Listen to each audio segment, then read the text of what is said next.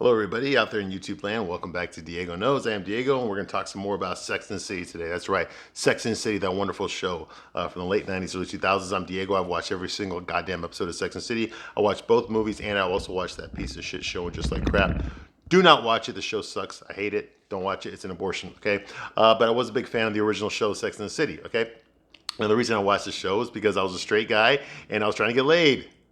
And all the hot girls I knew were watching Sex and the City, okay? All the hot girls I knew were talking about it. They all knew who was going on.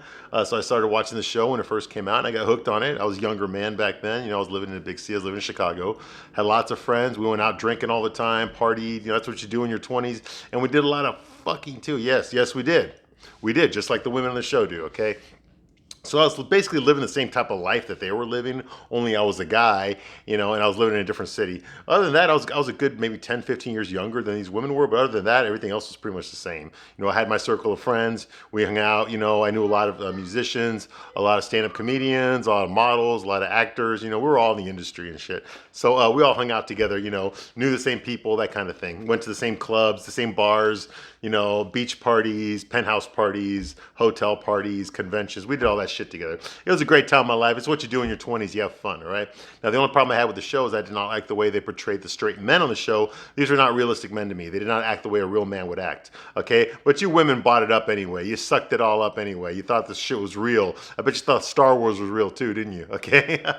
Well, I watched it, and the men were completely unrealistic, all right? Now, every once in a while, they did get it right. Every once in a while, they did portray a guy acting the way a guy would act, but it was not very often that would happen. And that was the only problem I had with the show. That's why I have this YouTube channel. That's why I do here. I review these episodes and I give you a straight man's point of view, okay? That's the point of view, ladies, that you did not get when you watched the show before, okay? Because let's face it, the straight guys, the guys that you were dating, okay, they were not watching this fucking show. I was the only one. I was the only one that was watching the show on a regular basis. So I know exactly who all the characters are, what was going on, and I will test your trivia against mine any fucking day of the week, all right?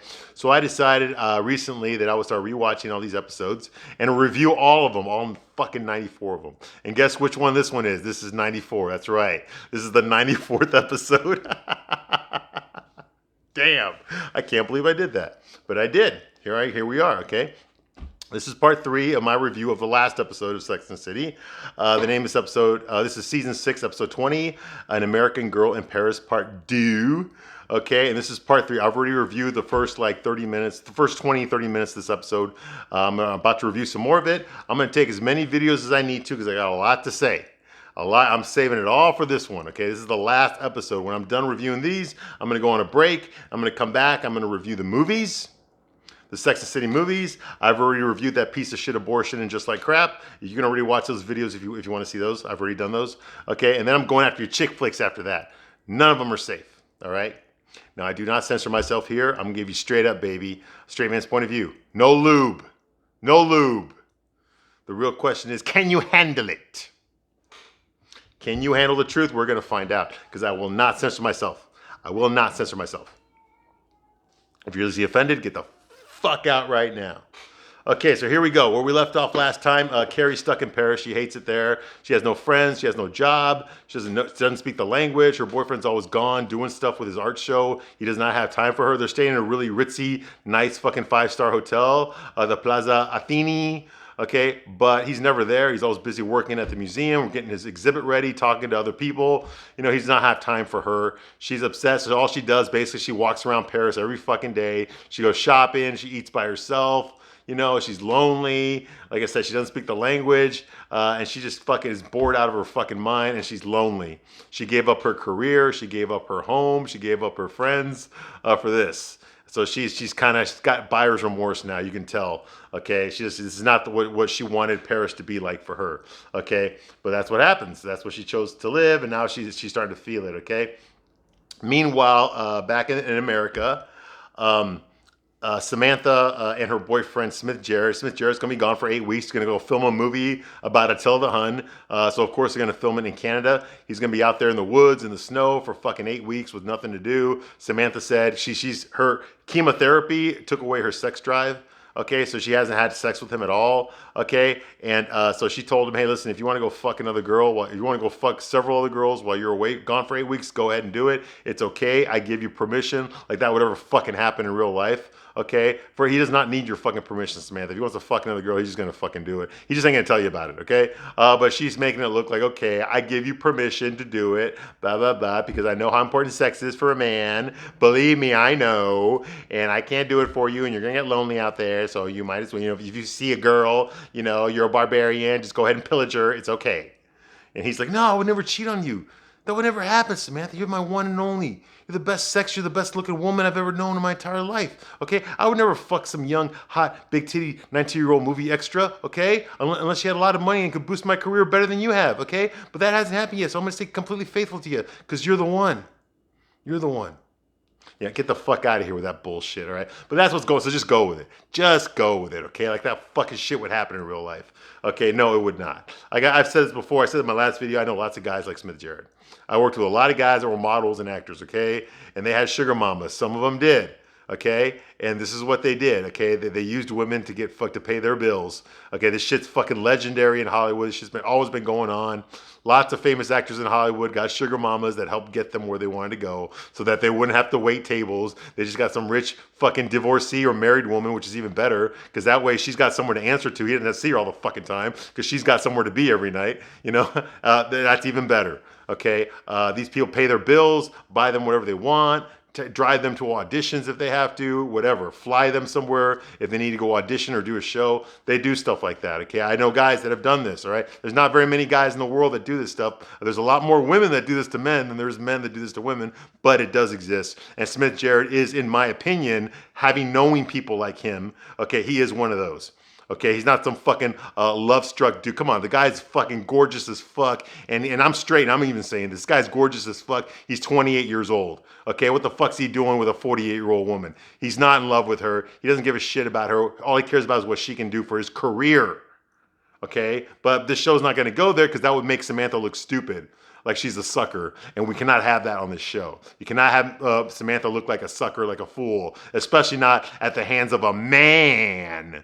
No, she's the one that makes them look like fools. It's never the other way around, okay? So that's why they just expect you to go with it. Did I happen to mention that this episode is written by gay guys? Okay. So now we got that out of the way. All right, Miranda, as mother-in-law, has been acting stupid. Not stupid, but like with dementia, like calling her grandson by her son's name, stuff like that. Miranda thinks it's just the booze because she's always drunk drinking Budweiser. But Steve gets concerned. He takes her to the hospital. It looks like she had a stroke. She had a minor stroke like a week ago. Nobody knew about it because she lives by herself. So Steve and Miranda went to her apartment to see her living conditions, and they're horrible, absolutely terrible. Steve cannot let his mom live like this by herself anymore. He was considering getting a nurse to watch her full time, to live with her, but Miranda actually made a really good call. She actually decided to be fucking unselfish for once in her life and fucking actually do something for someone else. So she decided that she would actually take care of Steve's mom, that Steve's mom can move in with them because they do have that big house in Brooklyn. They got plenty of room for her. She's family, absolutely. Yes, it's a sacrifice, absolutely, but you know what? Fucking family comes first. That's what being married is. Okay, it's taking care of your family. All right. And even though Miranda does not love this woman, she hates this woman. She's annoyed by her. Doesn't hate her, but really is annoyed by her. And that was before they found out that she had a stroke. Okay, the bottom line is this woman raised your fucking husband. Okay, this woman raised your husband. Okay, show a little bit of fucking respect. And she did. She stepped up to the plate. She actually did something that was unselfish. I couldn't fucking believe it, dude. My heart fucking dropped when she said that. I was like, oh my God. She actually gives a shit about someone other than herself and Carrie. Unfucking believable. But she did it. So yeah, props up. I feel bad now. All the horrible things I've said about Miranda's character. Okay, because Miranda really knocked it out of the park here. She really stepped up in a way that I never really thought. But back when I watched the show originally, when it first came out, I never ever saw this coming. I went to the premiere of this episode here. It was on February 22nd of 2004. I was at this bar called Cosmos. It was all women in there. They were all getting fucking shit-faced drunk. I was the only guy that was in there. I got there before they started charging cover to get in, before you had to have a reservation, so they couldn't kick me out. And I was in there watching it on a big screen with a bunch of fucking middle-aged, horny, drunk women. Okay, and I remember all of us just went like, when Miranda said, hey, your mom can live with us. Unfucking believable. I couldn't believe it. I couldn't believe Miranda actually gave a shit about anybody other than herself and Carrie. All right. So that happens, and I was just like, oh my God, I did not see that coming at all.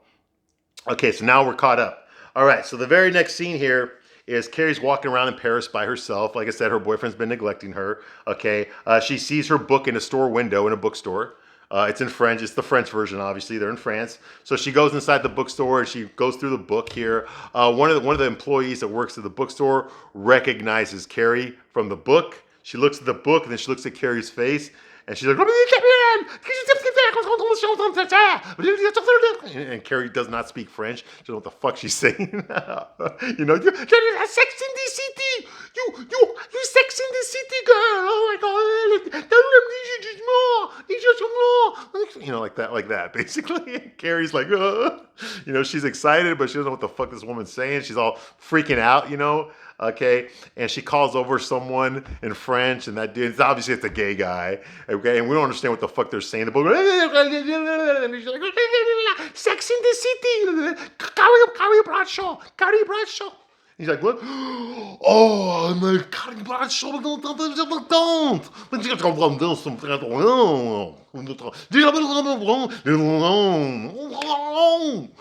just like that. Sex in the City. You know, like that. Just like, unfucking believable. Well, at least they know their target audience, man. It's fucking... At least they know their target audience, all right? So that's going on. They're all fucking freaking out over Sex and the City being there, okay? They both start complimenting her like crazy in French, okay? And he's like, we want to have a party for you. A party for you. You know, and so of course, you know, Carrie's flattered. So later on, she's walking with her boyfriend Alex, and she tells Alex what happened at the bookstore, and she's excited. They invited me. They're gonna have a dinner party for me. It's gonna be like 10 people. They invited me to a dinner party in my honor. Like, how cool is that? That's pretty fucking cool. And your fans want to have a dinner party for you. Here she was with no friends, no job, couldn't speak the language, and then all of a sudden she goes into a bookstore and boom, all these people want to fucking invite her out, want to throw a party for her, just like that, you know. And Alex mentioned that. That's what I love about Paris. You never know what's going to happen every day. You know, that kind of thing. You go, you have fun. It's wonderful. That's what he tells her, you know. Okay, and she's like, well, it's going to be Saturday night. And he's like, oh, I cannot go. No, I have to show my exhibit to the curator of the museum Saturday nights. I will not be there. But you go and you have a good time, you know. So that's going on here. So obviously her boyfriend can't go, okay? And he says, like, you go have fun, you're wonderful with your screaming fans. Okay, so Carrie's disappointed, but at least she's got something to do now. Someone wants a group of people are going to have a party in her honor, and I think that's pretty cool. That's pretty fucking cool, right? For her to go through that, okay? The next scene that we have here is the pregnant couple from North Carolina. Okay, Charlotte and Harry, they decide they're going to adopt a kid. They went through some private adoption agency. Apparently, they found them a couple from Charlotte, North Carolina. So Charlotte, get it? So Charlotte thought this was a sign from God.